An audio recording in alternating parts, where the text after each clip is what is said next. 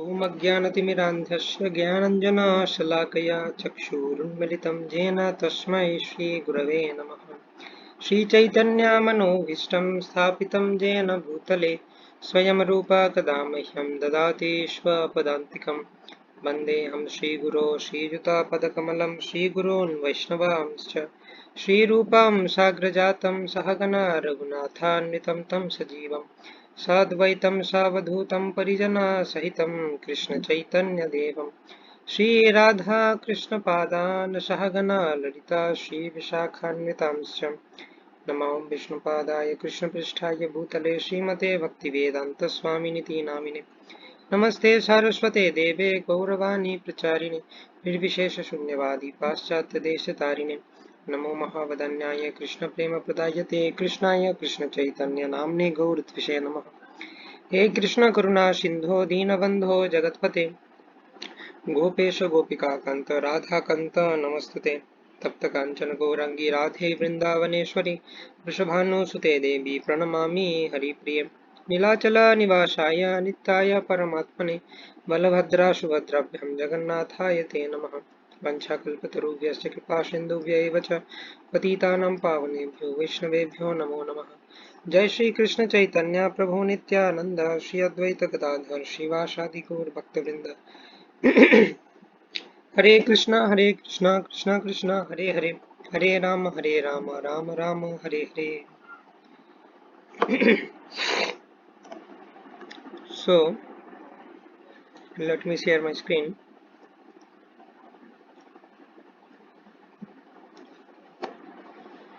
Yeah. So these chapters from 7th chapter to 12th chapter, in this section of Bhagavad Gita, thoroughly the devotional service is explained. In the beginning 6 chapters, we have seen that Krishna has explained different ways to reach him, like Sankhya Yoga, Karma Yoga, Jnana Yoga, Ashtanga Yoga. So like that. Now, in the end of 6th chapter, 6.47, there Krishna has told that Yoginam api sarvesham madgate nantaratmanah shraddhavan bhajate jomam same yukta tamomata. That means out of all these different kinds of yogis, the bhakti yogi who is most intimately connected to Krishna is the topmost. So now that devotional service is being explained here from chapter number 7 to 12.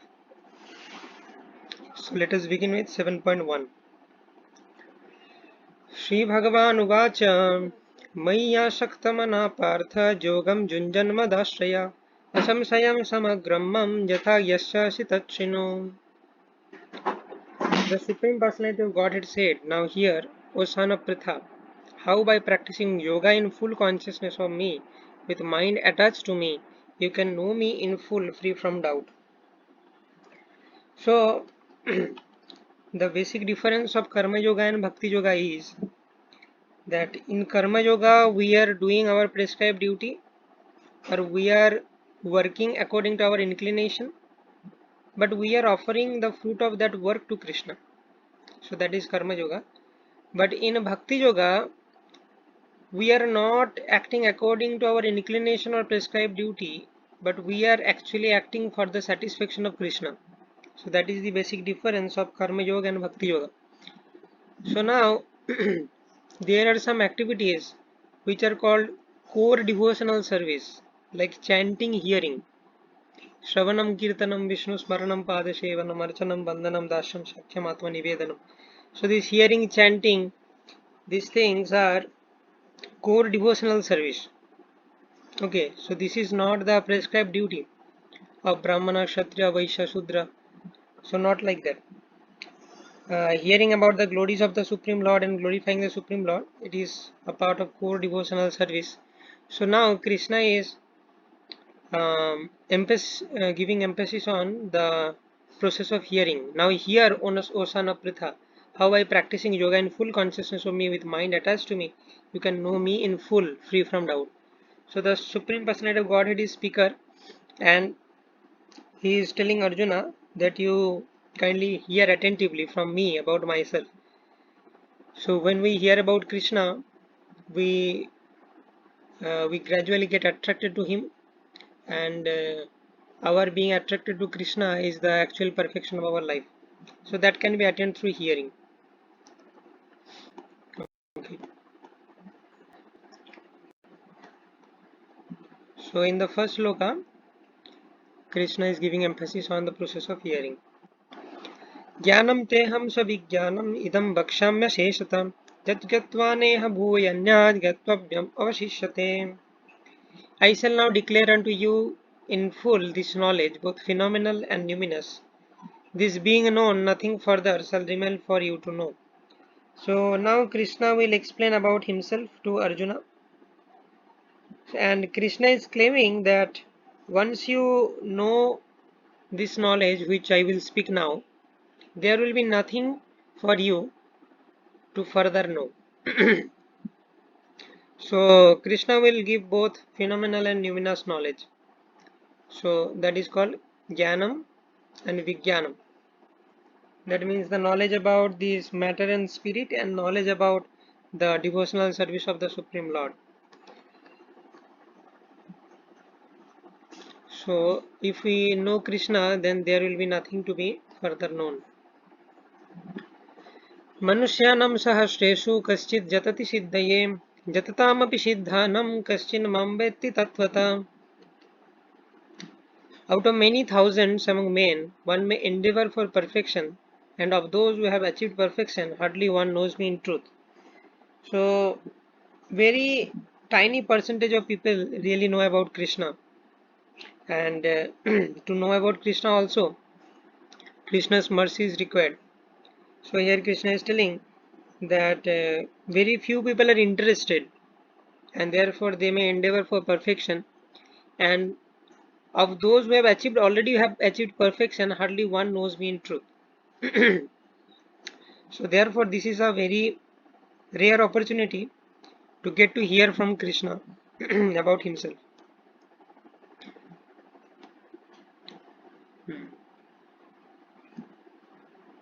So here we can see in Bhakti Rasamrita Sindhu also, Rupa Goswami is saying, Atha Sri Krishna Namadi na bhavet grahyam indriyi, Shevan mukhe hi jivhado swameva spuratyada. No one can understand Krishna as he is by blunt material senses, but he reveals himself to devotees, being pleased with them for their transcendental loving service unto him. So only by devotional service we can understand Krishna. So now Krishna is starting to explain about himself. So first of all, Krishna explains about his energies. First of all, Krishna explained his energies, and in this sloka, the external energy or Bahiranga Shakti is explained. Bhumirapो nalo vayu khammano buddhirev cha ahankara iti yamme bhinna prakriti rashtadha. Earth, water, fire, air, ether, mind, intelligence, and false ego all together. These eight constitute my separated material energies. So we know that we are spirit soul, and the spirit soul is covered by two coverings, subtle body and gross body. Subtle body is made up of mind, intelligence, false ego. The gross body is made up of earth, water, fire, air, ether. So all these eight elements, which are material elements, they constitute the separated material energy or Bahiranga Shakti of Krishna. Now in the next sloka, Krishna will explain about superior energy. Apareyamitasvannam prakritim viddhi me param जीवभूतं महाबाहो जयेदमधार्यते jagat. Besides this material energies of mighty armed Arjuna, there is another superior energy of mind which comprises the living entities. So this Bhumi Rapo Analo Vayu Khammano Buddhi Ahankara, all these things are material energies of Krishna. Besides these material energies, there is another superior energy which comprises the living entities who are exploiting the resources of this material inferior nature. So if we carefully observe this material world is made up of two things. One is living spirit soul, and another is that non-living material elements, right? You will find nothing else other than these two categories. One is non-living things, another is living spirit. If you analyze our body also is made up of two parts. The body has two parts. Uh, that means inside the body soul is residing. Soul is eternal spirit soul, superior energy. And then if we leave aside the soul, then the material body is a dead corpse. So this is basically made up of material elements. So these material elements, earth, water, fire, air, ether, mind, intelligence, false ego, these are called external energy. And the soul is superior energy because soul is Satchidananda. Soul is conscious. So therefore it is considered to be a superior energy. Now sometimes you may hear that the energies of Krishna has been classified into three categories: Antaranga, Bahiranga and Tatastha, and the living entity is placed inside Tatastha. This is also another categorization, and you can simply categorize into two categories also: Parashakti and Aparashakti. These material elements, they are called Aparashakti, and soul or Satchidananda elements, they are called Parashakti. So basically the soul belongs to Parashakti, but due to the nature of the soul, that soul sometimes is connected to Krishna and sometimes is attracted to Maya. That means soul sometimes takes shelter of the internal potency of the Supreme Lord and sometimes takes shelter of the external potency of the Supreme Lord. That is why soul is considered to be Tatastha Shakti. Otherwise, soul is originally a part of Parashakti only, right? But due to this nature of the soul has been categorized into a different category named Tatastha Shakti. So basically, the material nature is made up of the material world is made up of two things. One is the Parashakti of the Lord and Aparashakti. Aparashakti means material elements and Parashakti means soul or the living entities. एतद्योनीनि भूतानि सर्वानित्युपधारय अहं कृत्स्नस्य जगता प्रभाव प्रलयस्तथा. All created beings have their source in these two natures. So all the created beings has their source in these two natures. All of that is material and all that is spiritual in this world. Know for certain that I am both the origin and the dissolution. And whatever we see in this material world and spiritual world, Aham Krishnasya Jagata Prabhava Pralayastada is ultimately coming from Krishna. And after annihilation of this material world, it goes back into the body of Mahavishnu. So therefore Krishna is the Prabhava and Pralaya also. Krishna is the origin, and after annihilation also in this material world goes into the body of Mahavishnu. And everything whatever we are seeing is actually energy of Krishna. So in that sense, Krishna is the origin of everything, whatever we are seeing. So now there will be series of verses from 7.7. Krishna will explain his vibhuti, how in this material world we can see Krishna.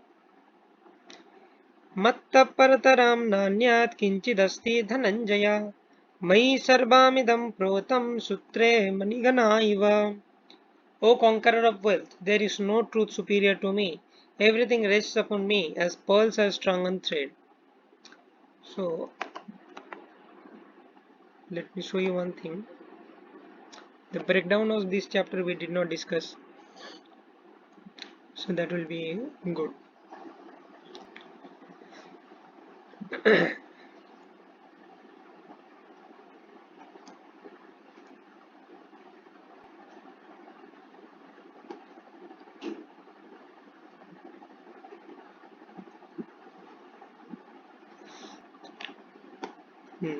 Chapter 5, 6.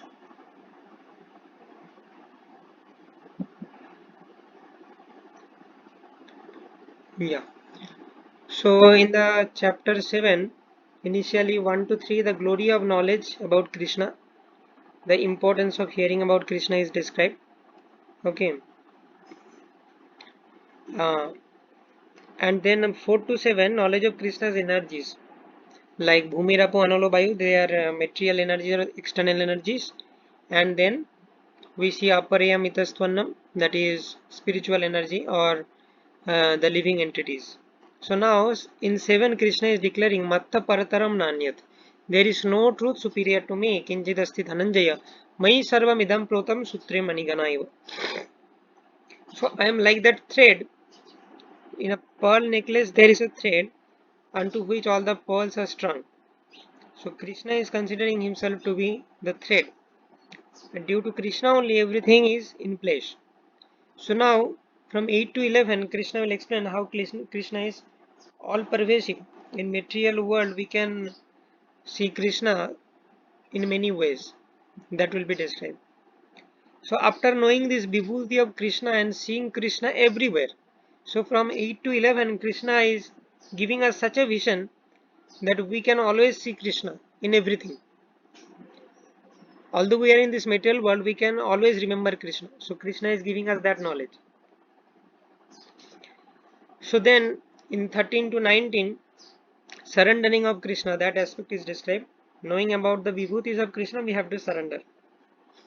Then inside that section, in the 14th sloka, transcending Maya, Daivihisha Gunamai, and 15 to 19, there are four people who surrender and four kinds of people who do not surrender.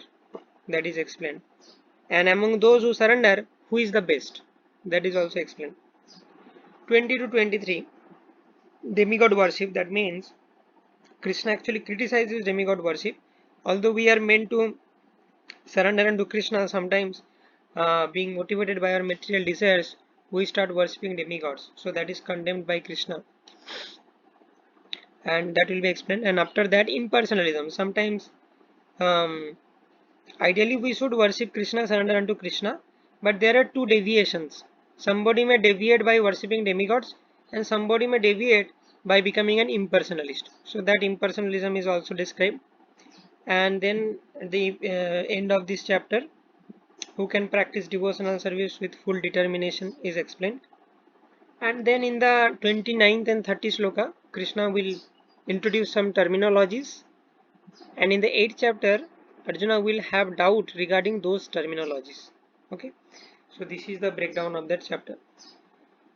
So now let us come to this verse number 7.7. So Krishna is declaring that Krishna is the ultimate truth, absolute truth. Everything rests upon Krishna, and as pearls are strung on thread. So now 8 to 11 Krishna will explain that how we can see Krishna everywhere.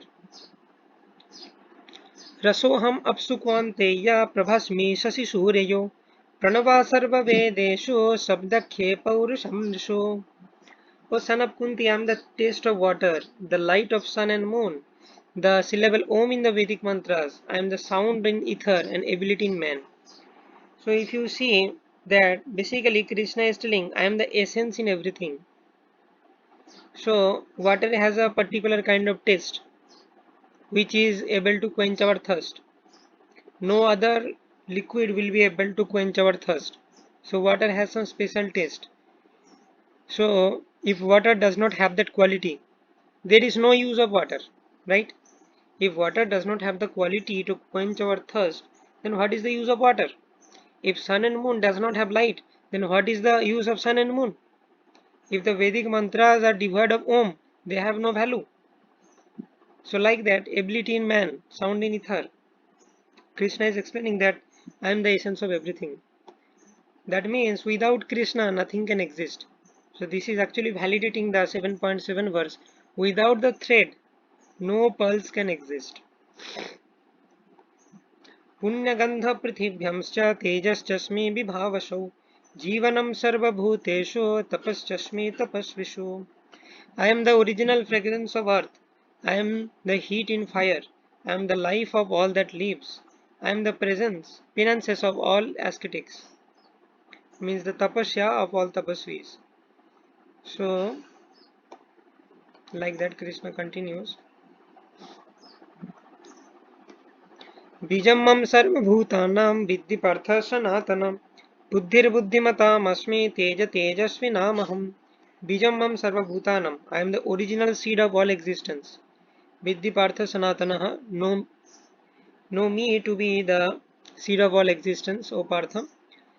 Buddhir buddhimatam asmi. I am the intelligence of the intelligent and pravesh of the powerful men.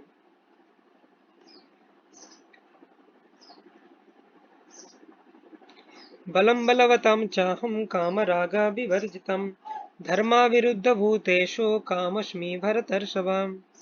I am the strength of the strong, devoid of passion and desire. So that means Krishna is the strength of the strong, but Krishna is not that passionate strength. Krishna is always situated in the Vasudeva platform or pure goodness. Therefore, one who is in mode of goodness, Krishna is the strength of that strong person. And I am the sex life which is not contrary to religious principles, O Lord of Bharatas. So we see in our ISKCON there is a regulatory principle called illicit sex. So that means there should be no sexual activity outside marriage or before marriage. So if a grihastha is following those religious principles and properly utilizing the sexual activity to beget a Krishna conscious children, and properly following all the rules and regulations of Garbhadan Samskar, then that sex life is very pure. And Krishna says, I am that sex life, which is not contrary to religious principles. That means which is not illicit sex. I am that sex life. That sex life is very pure. So like that, Krishna is the essence of everything we can see. Now, Je chaiva sattvika bhava rajasastamachaschaye matta eveti tanvidhi natva hamteshu te mai. Know that all states of being, be they of goodness, passion, ignorance, are manifested by my energy. Because the three modes of material nature actually are working under Durga Devi or Mahamaya potency of the Lord. I am in one sense everything, but I am independent. I am not under the control of material nature, for they, on contrary, are within me. So, although everything is happening by three modes of material nature, Lord is beyond the three modes, and He is the controller of the modes. So, like that, Krishna gave many examples regarding material nature, right? Uh, so, these examples are given. Krishna is telling, I am the essence of everything, because we are in this material world and we don't have spiritual vision. So, Krishna is trying to create our spiritual vision that whatever we see um, in our surroundings in this material world, we can find Krishna. Whenever we are drinking water, we can remember this verse, so ham apsu kwanteya, like that. So Krishna is giving us that opportunity to have a spiritual vision. But somebody may think that, oh, so that somebody may think that, oh, then Krishna might be these material qualities. But Krishna is not affected by material qualities. That is why Krishna is telling, I am beyond these three modes of material nature. त्रिभिर्गुणमयैर्भावैरेवि सर्वामिदं जगत् मोहितं न विजानाति मामेभ्यो परमव्ययम्. Deluded by three modes, goodness, passion, and ignorance, the whole world does not know me, who am above the modes and inexhaustible. So, all the inhabitants in this material world, few exceptions might be there, who are the pure devotees. They're eluded or they're deluded by these three modes, goodness, passion, and ignorance, and therefore they cannot know Krishna. But Krishna is above the three modes and inexhaustible. Krishna is eternal and the master of all the modes. So these three modes has no effect on Krishna. They may delude the whole world, but they does not have any effect on Krishna. So now Krishna is giving the solution how we can cross these three modes and we can know Krishna. दैविही येष गुणमयी मम माया दुरत्यया मामेव ये प्रपद्यन्ते मायामेतं तरन्ति ते. This divine energy of mind consisting of three modes of material nature is difficult to overcome, but those who have surrendered unto me can easily cross beyond it. So this external potency or Maya Shakti of the Supreme Lord is very difficult to overcome, but we can overcome this Maya Shakti by surrendering unto the Supreme Lord. So one example can be given that there is a protecting dog in front of a house. Maybe some of my friends' house, there is a dog, then the dog is protecting. So if I want to enter that house, the dog is barking at me, and I am trying to avoid that imminent danger created by that dog, but I am not able, because the dog is very much healthy and he is attacking me, and he is thinking I am a trespasser. So like that, many problems we may have to face. But if we call the master of the dog, that means if we just call my friend that please tell your dog that I am not a trespasser and I am a friend of you, then the master will just do some kind of gestures, and by that gesture the dog will understand that okay, this person I need not bark at. So similarly, there may be difficulty to overcome this Maya Shakti of the Lord, but if we take shelter of Krishna, and Krishna just gives a signal to Maya that okay, just leave this spirit soul, he is surrendered unto me, he is a devotee, then we can easily cross beyond that. Because we cannot control Maya, but Krishna can control very easily. So that is the easiest way to overcome Maya Shakti. So now Krishna has given us the way that if you want to cross this Maya Shakti of the Lord, we have to surrender unto Krishna. But then Krishna is telling that but there are some persons who does not surrender in spite of these facilities. Namam duskritino mooda prapadyante naradhama mayaya apahita jnana asuram bhavam ashritam.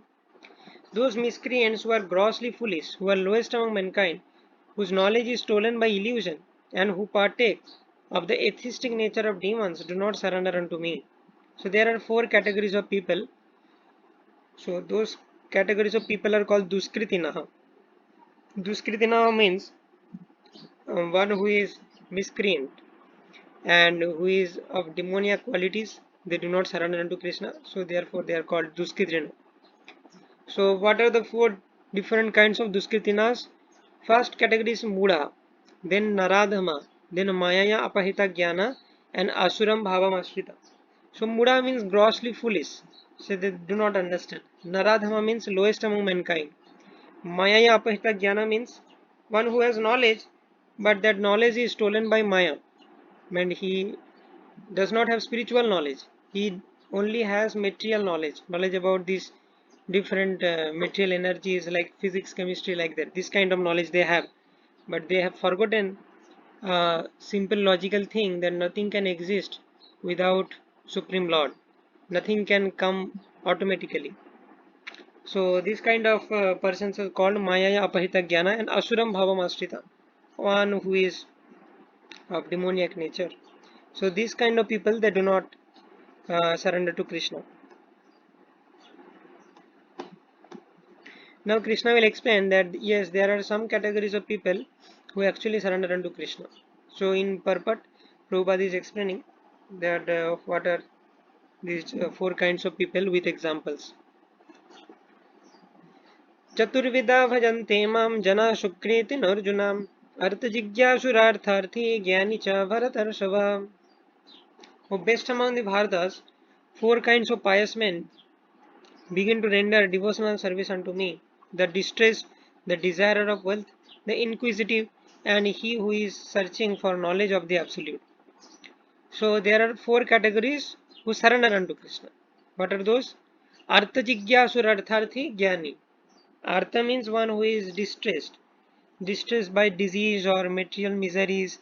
So he is understanding this material world is dukkhalaya and I cannot help myself. So let me go to Lord for for some relief. So that is artham. But these artha kind of people, they are motivated by material desires. They want to become relieved from their distress. That is why they are approaching the Supreme Lord. Now comes Jigyashu. Jigyashu means inquisitive. Just they have inquisitive. They want to know that who is Lord and how this is happening. And Artharthi. Artharthi means who wants wealth. So for money, wealth, all these things, some people approach Supreme Lord. That is Artharthi. And someone is Jnani. Jnani means they actually know the position of Krishna, and knowing the position of Krishna, they also know their own position as the servant of Krishna, and in this mode they approach Krishna. So there are four kinds of people who approach Krishna and they surrender unto Krishna. Now Krishna is telling, among these four different kinds of people, who is my favorite? Tesham jnani nitya yukto ek bhaktir vishishyate priyo hi jnani notyartham aham sacha mama priya. Of these, one who is in full knowledge and who is always engaged in pure devotional service is best. For I am very dear to him and he is very dear to me. All these different kinds of other people, they are motivated by material desires, but a Jnani is truly situated in full knowledge and he knows about Krishna, and with that knowledge he is surrendering. Therefore, Jnani is very much favorite to Krishna. So here the Jnani does not refer to the impersonalist. Here Jnani refers to one who has knowledge of Krishna. उदार सर्व एवैते जनि तत्वैव मे मतम् अस्थितो स हि युक्तात्मा मावेवानुत्तमं गतिम्. All these devotees are undoubtedly magnanimous souls, but he who is situated in knowledge of me I consider to be just like my own self.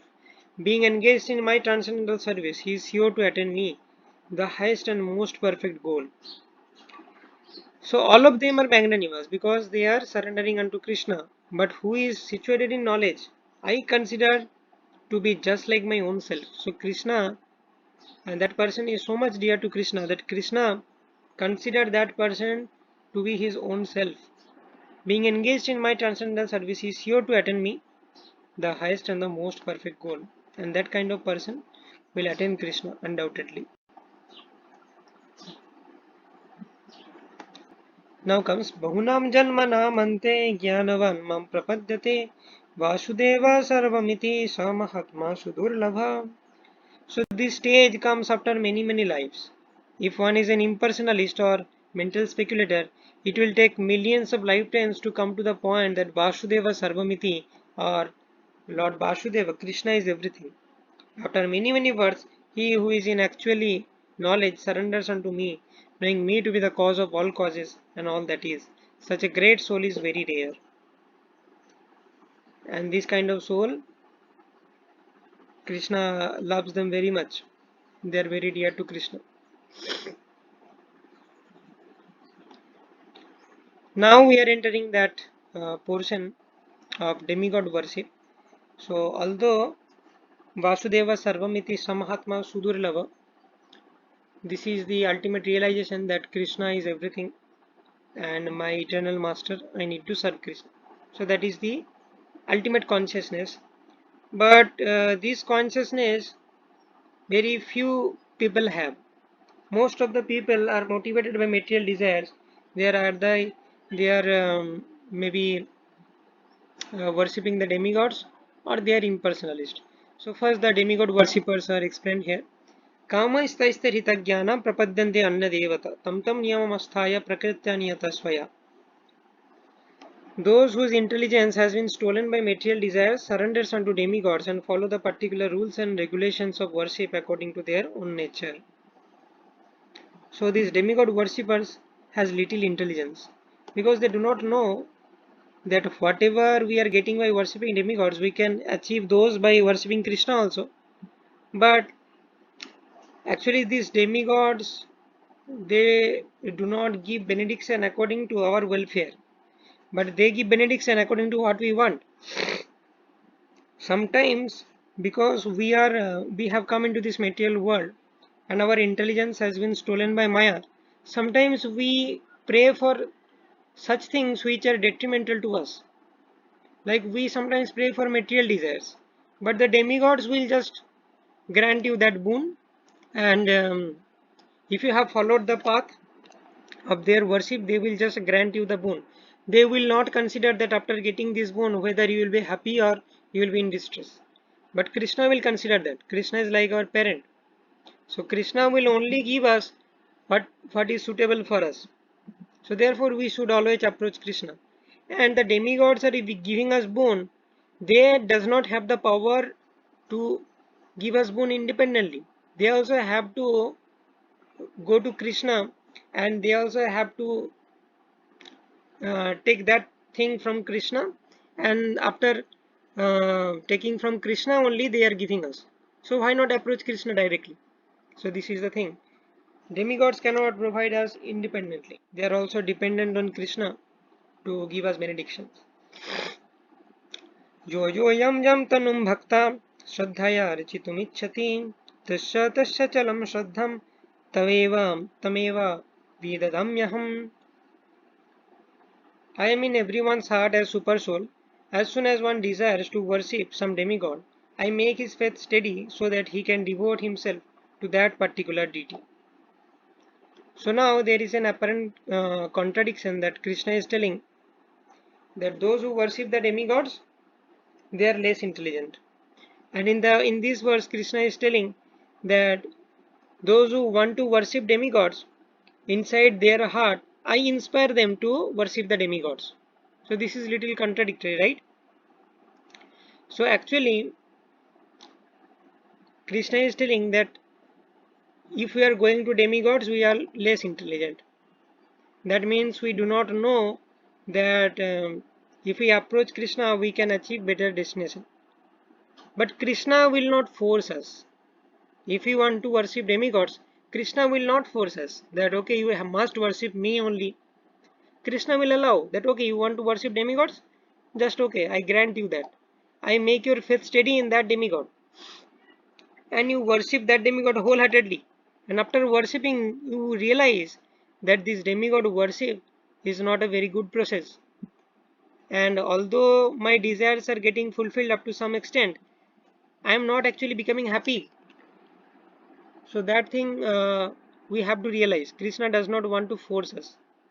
Krishna wants a spontaneous transformation of our heart. Therefore, he does not force us that you have to worship me or not. There is no such restrictions. Krishna does not put any restriction on us. So he allows us. If we want to worship demigods, he allows us. He makes our faith steady, and after worshipping the demigods, he wants us to realize that no, we need to surrender to Krishna. So Krishna is not a forceful lover. Where there is love, there cannot be any force. Love is spontaneous. Satya Shraddhaya Yuktastasyaradhanamihate Lavate cha tata kaman mayaiva vihitan hitan. So this thing mayaiva vihitan hitan, this means I only give that. Whenever we pray to demigods, Krishna only provides through demigods. The demigods cannot provide actually. Endowed with such faith, he means the worshipper endeavors to worship a particular demigod and obtains his desires. But in actuality, these benefits are bestowed by me alone, because the demigods are unable to fulfill our desires. They don't have that capacity. They are also dependent on Krishna. So Krishna is only fulfilling our desires. We are going to demigods, we are praying to them, we are worshipping them. So Krishna is only making our faith strong on the demigod so that we can worship that demigod meticulously. And Krishna is also providing us the benedictions through the demigods. So just understand the situation that if we do not worship Krishna also and we worship demigods also, the worshipper and the demigod both are dependent on Krishna. The worshipper is also dependent on Krishna, because without Krishna he cannot meticulously worship the demigod. He will have some fault. So Krishna only makes his faith strong in that demigod. Otherwise, that worshipper cannot also properly worship the demigod. So the worshipper is also dependent on Krishna, and the demigod is also dependent on Krishna to fulfill the desires of his worshipper. So you can understand, and everything is Krishna only. So this is our illusion that we deviate from this path and we go here and there when we want to do something. But everything is coming from Krishna only. So why not worship him directly? Antavattu phalam tesham tadbhavat talpamedhasham devam devajajo janti madbhakta janti mamapi. Men of small intelligence worship the demigods and their fruits are limited and temporary. Those who worship the demigods go to the planet of the demigods, but my devotees ultimately reach my supreme planet. So the result of demigod worship is limited and temporary, because the demigods, they are themselves, they are not permanent. In each manvantara, in one day of Brahma there are 1000 Chaturyugas, and this is divided in the reign of 14 Manus, and each Manu reigns about 71 Chaturyuga, and after this period the demigods change, Indra change. So like that, the demigods and their positions are temporary, their lifespan is temporary, and the benediction given by the demigods are also temporary. By the benediction of demigods, we can go to maybe heaven or may enjoy some material facilities, but that those material facilities will not be permanent. But if Krishna gives us some boon, that is permanent. And the worshipper of the demigods will go to the planet of the demigods, maybe the Svargaloka, but they has to come again back to this earthly planetary system. Kshine Punyam Arthalokam Vishanti. But if one worships Krishna, then Krishna's devotees will directly go to the supreme planet of Krishna, and they does not have to come back. Jadgatva na nivartante tadhama paramam mama. So that means the benedictions given by Krishna has permanent value, whether the benedictions given by the demigods are only merely some temporary facilities. So now Krishna speaks about impersonalist. अव्यक्तं व्यक्तिमापन्नं मन्यते माम बुद्धया परं भामामजानन्तो मम व्ययामनुत्तमम्. So there are few more verses, 4, 5. So let us complete 5 more minutes it will take. So Krishna is telling Abhyaktam Vyaktimapannam. Some people think that previously I was Avyakta and now I have become Vyakta. Means previously I was unmanifested. Unintelligent men or the Mayavadis who do not know me perfectly think that I, the Supreme Personality of Godhead, Krishna, was impersonal before and now I have assumed this personality. Due to their small knowledge, they do not know my higher nature, which is imperishable and supreme. So these Mayavadis cannot understand Krishna because they think that Krishna's form does not exist. And whatever form Krishna has taken in front of Arjuna, that is some kind of temporary form, that is a material form. So they do not admit the Satchidananda nature of the Supreme Lord, and therefore they are offenders unto the lotus feet of Krishna, and they cannot understand Krishna. They glide down to hellish planets. So this is Mayavadis. Now,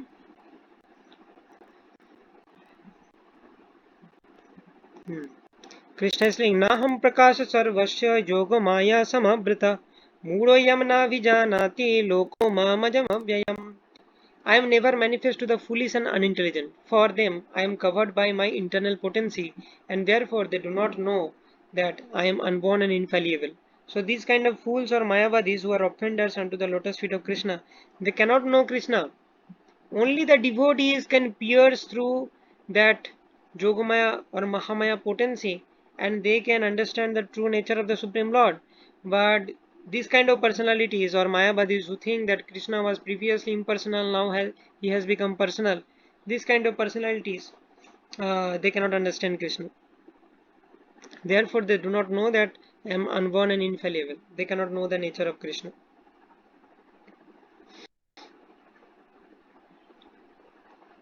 वेदाहं समतीतानि वर्तमानानि च अर्जुन भविष्यानि च भूतानि मम तु वेद न कश्चन. So these kind of personalities cannot know me, but I know everything, Arjuna. Oh Arjuna, as the Supreme Personality of Godhead, I know everything that has happened in the past, all that is happening in the present, and all things that are yet to come. I know everything. I also know all the living entities, but me no one knows. Actually, the devotees also does not know Krishna completely, and even Krishna also does not know him completely. What to speak of devotees? Because the opulences of Krishna are ever expanding. Nobody can know them completely. So the devotees are up to some extent. They know Krishna. They can understand Krishna better than all other different kinds of yogis. But they also do not know Krishna completely. So Krishna is telling, although very rarely some person knows me, that is also not complete. But rarely some devotees who are actually in true devotional service, they are Vasudeva on the stage of Vasudeva Sarvamiti, that kind of Sudurlabha Mahatma, they sometimes know me, and it is very rare to know me, but I know everything. I know everything, but nobody actually knows me. So that is the message Krishna is giving. इच्छद्वेष समुत्थेन दन्दमोहेन Bharat सर्वभूतानि सम्मोहं सर्गे जन्ति परन्तप. So now Krishna is explaining that why such kind of things happen. Like in the spiritual world, everyone is in pure consciousness, they are serving Lord and everything is fine. So how come this situation arise that people come to this material world, they are bewildered by Maya and they cannot know Krishna and they are rotting in this material world, they are experiencing different kinds of pains in this material world. How this is happening? Means why people come to such a stage that they cannot know you. So how this happened? So Krishna is explaining. Ichha dvesha samuttena. There are two reasons. Ichha and dvesha.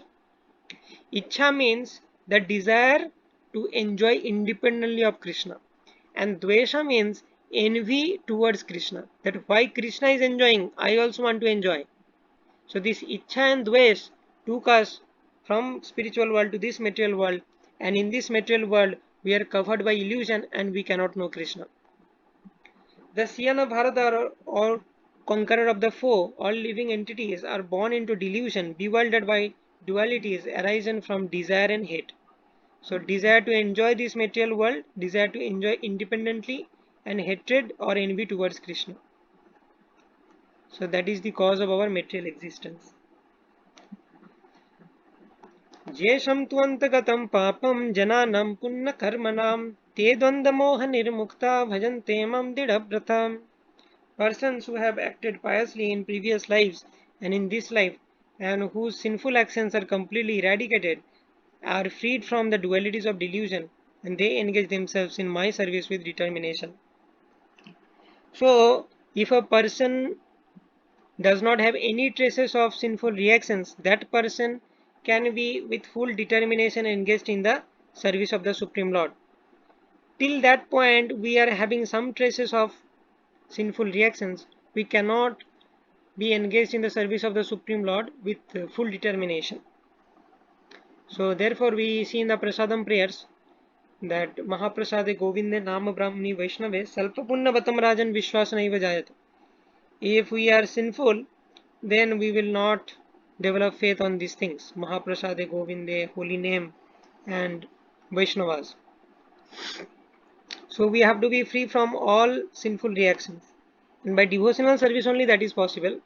By practice of devotional service, at one point we will be free from all sinful reactions, and from that point we can be very determinedly we can be engaged in the service of the Supreme Lord. So like we see Adu Saddha, then Sadhu Sangha Bhajan Kriya, Anartha Nibritti, Nishtha Ruchi, Asakti Bhav Prem. So we will go through that stages, and at a point our sinful reactions will stop and then we can be very determined. So now in this 29 and 30 sloka, Krishna is introducing some terminologies that Arjuna will have difficulty to understand, and in the 8th chapter Arjuna will ask about that. Jara marana mokshaya mama shritya yatanti jam te brahma tad vidu krishnam adhyattam karma chakhilam. Intelligent persons who are endeavoring for liberation from old age and death take refuge in me in devotional service. They are actually Brahman because they entirely know everything about transcendental activities. So these kind of terms, te Brahma, tad vidu Krishnam, Brahma, Adhyatmam, okay, Karma, so like that. So these kind of terms we will elaborately discuss about that in the 8th chapter. Don't worry. Now just hear those terminologies. साधिभूतादिदैवं साधिजज्ञं च ये विदो प्रयाणकाले अपि च मम ते विदुर्युक्तचेतसाम्.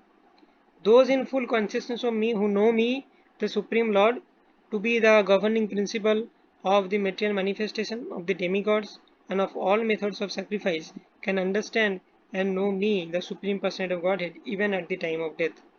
So, Sadhibhuta, Adhibhuta, Adhidaiva, Adhijaggam, and Prayanakale Apichamam Te Vidurjukta Chetha. That means how one remembers Krishna at the time of death. So all these things will be elaborately discussed in the 8th chapter. So the 7th chapter is completed. Bhagavad Gita as it is की जय, श्रील प्रभुपाद की जय।